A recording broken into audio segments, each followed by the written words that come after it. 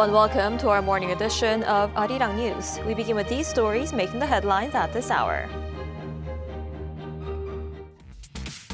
U.S. President Donald Trump says he should be involved in picking Iran's leader, while Iran rejected the idea, adding Tehran sees no reason to negotiate with Washington.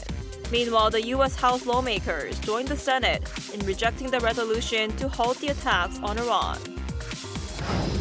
South Korean tourists stranded in the Middle East have begun returning home. The Foreign Ministry says it plans to dispatch rapid response teams to Dubai and Oman to assist citizens and support their safe return, as hundreds of tourists are still unable to make their way back. South Korea's consumer inflation held steady at 2% last month, staying in the 2% range for a sixth straight month, as rising gasoline and diesel prices from the Middle East conflict are expected to be reflected in next month's figures. We begin this morning with tensions in the Middle East. U.S. President Donald Trump says he should have a role in deciding Iran's leadership after the killing of Supreme Leader Ayatollah Ali Khamenei. Tehran has rejected the idea and says it's ready to continue fighting, while Congress failed to limit the president's war powers. Our Oh Soo-young reports. U.S. President Donald Trump says he should have a say in who leads Iran next. In an interview on Thursday, Trump said he has to be involved in the appointment of Iran's next supreme leader, following the death of Ayatollah Ali Khamenei, who was killed in a joint U.S.-Israeli strike. Trump dismissed Khamenei's son as a candidate, deeming him a lightweight and unacceptable, saying he wants someone that will bring harmony and peace to Iran. Iran's leadership transition is normally decided by the country's Assembly of Experts, the clerical body responsible for selecting the supreme leader. Tehran has pushed back strongly. In an interview with NBC News, Iranian Foreign Minister Abbas Araghchi said Iran has not requested a ceasefire despite days of US and Israeli attacks. He said Tehran sees no reason to negotiate with Washington, which he accused of attacking Iran during previous diplomatic talks. The diplomat said Iran is waiting for US ground troops to land, warning it would be a disaster. Araghchi also rejected Trump's comments about Iran's leadership succession, saying the choice of the next supreme leader is absolutely the business of the Iranian people and nobody can interfere. Amid the escalating rhetoric, a political battle continues in Washington. On Capitol Hill, the U.S. House of Representatives rejected an effort to curb Trump's authority to wage war against Iran, voting 219 to 212, largely along party lines. The measure invoked the War Powers Resolution, which would have required congressional approval before continuing military operations. The vote came just a day after the Senate blocked a similar attempt. Democrats argue that the president launched strikes without proper authorization and question whether Iran posed the kind of imminent threat required to justify unilateral military action. But Republicans say restricting the commander-in-chief in the middle of a war would undermine U.S. operations. Meanwhile, the fighting continues. On the sixth day of the conflict, Iran launched a new wave of missile and drone attacks against Israel and U.S. facilities across the Middle East. Iran also launched drones towards Azerbaijan, damaging a school building and injuring 4 civilians. Azerbaijan has strongly condemned the attack.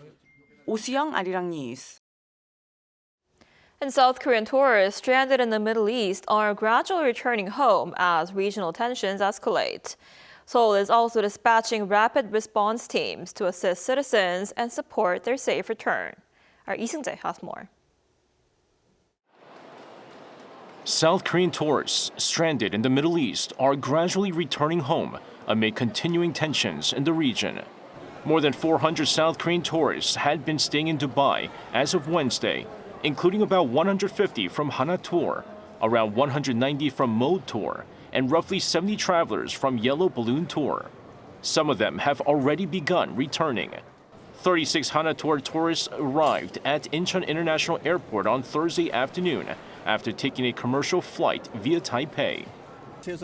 I thought I'd be there for at least a week. Fortunately, I was able to arrive early, which is great. The South Korean government is stepping up efforts to support citizens in the region. The Foreign Ministry said it will dispatch joint government rapid response teams to Dubai and Muscat to assist Korean nationals. Officials say the UAE currently hosts the largest number of South Korean short-term residents in the Middle East, with about 3,000 Koreans currently staying there. Foreign Minister Cho Hyun also held a phone call with UAE Foreign Minister Abdullah bin Zayed Al Nahyan, requesting the Emirati government's support for the swift and safe return of Korean nationals, including the possible arrangement of charter flights. Cho also expressed condolences for civilian casualties and damage to infrastructure in Gulf countries and voiced deep concern over the Middle East crisis, calling for efforts to prevent further casualties and for a swift resolution.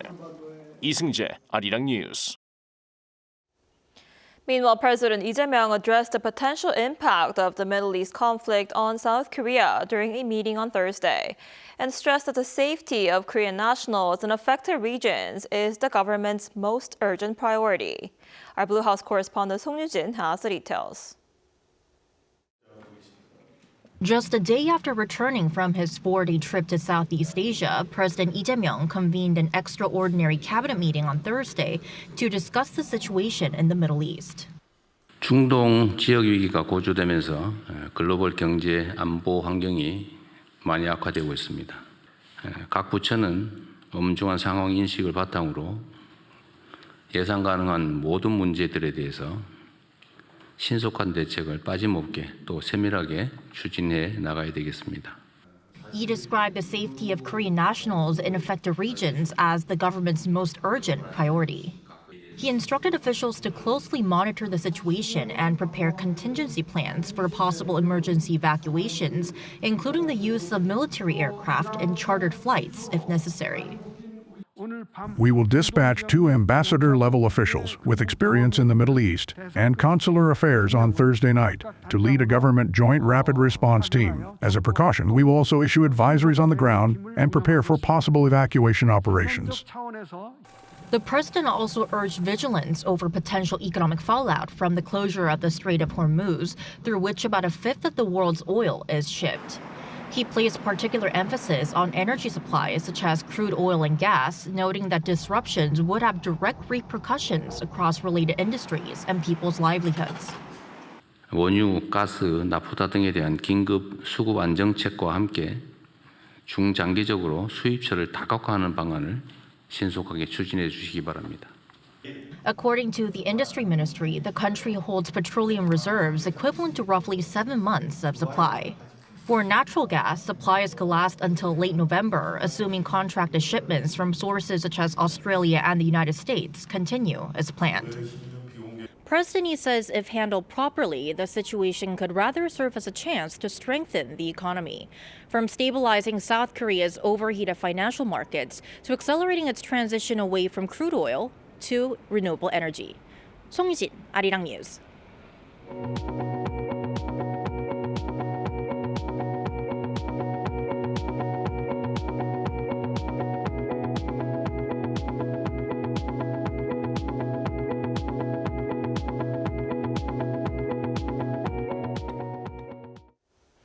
South Korea's consumer inflation held steady at 2.0% in February, staying in the 2% range for a 6th straight month.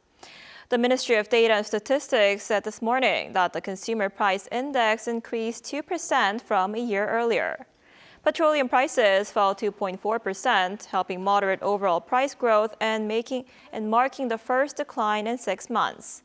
Prices of agricultural, livestock, and fishery products rose 1.7%, though the increase slowed from the previous month as farm prices fell. Service prices rose 2.6%, while core inflation excluding food and energy climbed 2.3% on year. Rising gasoline and diesel prices stemming from the conflict in the Middle East are expected to be reflected in next month's figures. And South Korea recorded a $13.3 billion surplus in its overseas transactions in January, driven by strong semiconductor exports. According to the Bank of Korea's preliminary data, the country has now recorded a surplus in its current account for 33 straight months, the second largest streak since the 2000s. The goods trade surplus reached about $15.2 billion, the third highest on record. Exports in January rose 30% from a year earlier, with semiconductor shipments more than doubling. Exports of wireless communication equipment, computer components, and automobiles also climbed, with strong demand from Southeast Asia, China, and the United States. Imports increased 7%, though lower energy prices reduced purchases of crude oil, gas, and petroleum products. In other news, Ukraine and Russia have each freed 200 prisoners of war as part of a planned exchange agreement. The release took place on Thursday under a deal reached during talks in Geneva last month, which calls for both sides to free a total of 500 prisoners of war each. Officials say the remaining 300 prisoners on each side are expected to be released on Friday. It remains unclear whether 2 North Korean prisoners of war captured by Ukrainian forces in January last year were included in the exchange. Prisoner exchanges have continued periodically throughout the war, amid a deadlock in U.S. brokered negotiations to end the 4-year war. On the cultural front, this year marks the 140th anniversary of diplomatic relations between Korea and France, and plenty of cultural events are being prepared to further strengthen ties. Our culture correspondent Park Gun-woo reports. Kicking things off in March will be a collaboration between South Korea's Busan Philharmonic Orchestra and French musicians. Yes, I'm really excited to perform here for this beautiful event and to perform for my first time. Also to discover a bit about the country and the culture, I hope, and the audience. The orchestra's principal conductor said he enjoys collaborating with Korean artists, while also sharing his experience working with K-pop acts like Stray Kids earlier this year.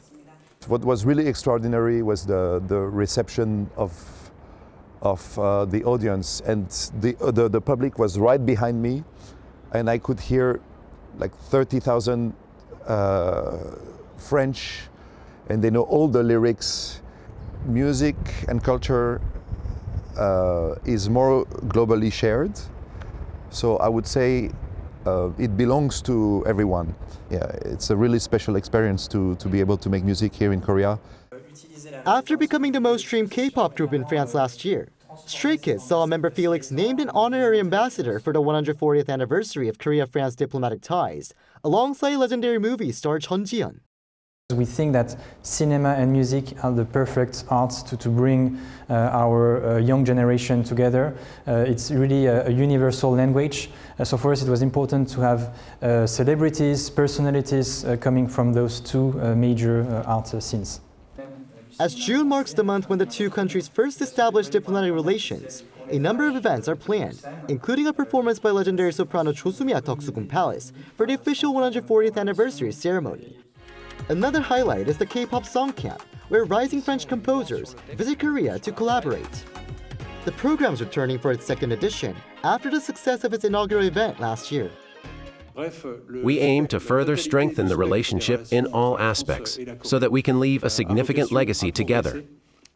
In particular, this time we've prepared a wide range of cultural events to engage all generations, especially the younger generation. With more and more of these cultural events set to take place around the corner, the bilateral relationship between Korea and France is expected to grow even stronger throughout the year. Park Gun-woo, Arirang News.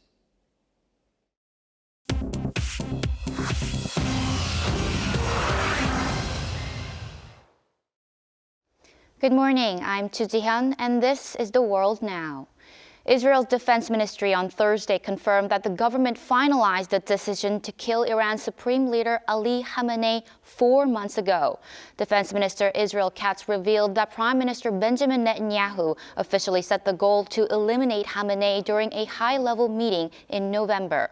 While the military originally scheduled the operation for mid-2026, Israel moved the timeline forward in January following widespread internal protests in Iran. A joint U.S.-Israeli airstrike killed Khamenei last Saturday during the opening hours of a coordinated air campaign.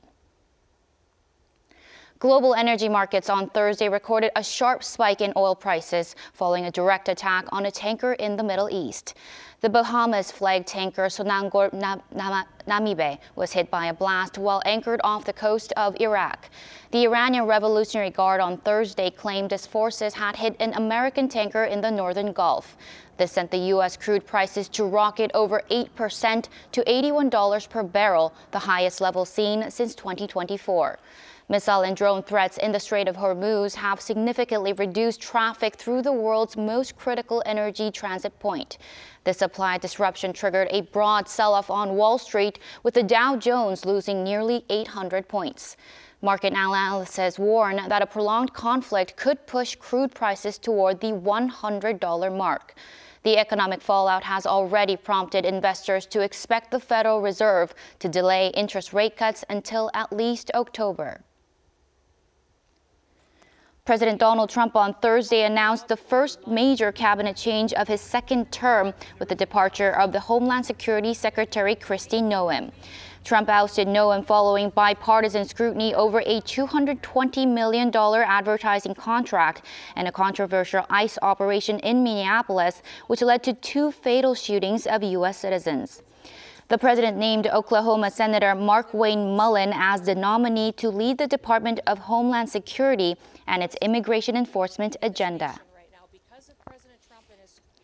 Pope Leo on Thursday released a global plea for world leaders to abandon, quote, projects of death as the Iran conflict enters its 6th day.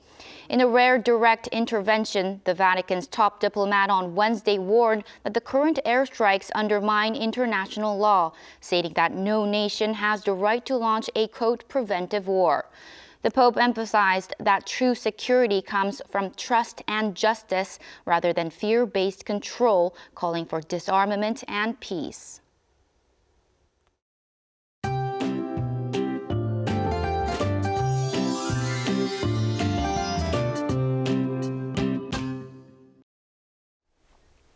Yesterday's precipitation let up overnight, but from late morning through tonight, parts of the central regions may see additional rain or snow. Most regions will see around 5 millimeters of rainfall, while mountainous regions of Gangwon-do province might get 1 to 5 centimeters of more snow, possibly lingering into tomorrow. And after the rain and snow pass, cold air will move in, and there will be a big drop in readings from yesterday, and even colder mornings are in the forecast for this weekend. But despite a big drop in readings, the air quality will stay bad nationwide, making the air feel quite hazy. And this afternoon, Seoul will be getting up to 5 degrees Celsius, Gwangju topping out at 9 degrees. Meanwhile, eastern parts of Korea will have sunnier skies this afternoon. Next week looks like having typical spring days under mostly sunny skies with wide gaps in readings. Please take care. Many are coming down with a cold around this time. That's all we have for this morning. Arirang News will be back at noon Korea time. Thanks for watching.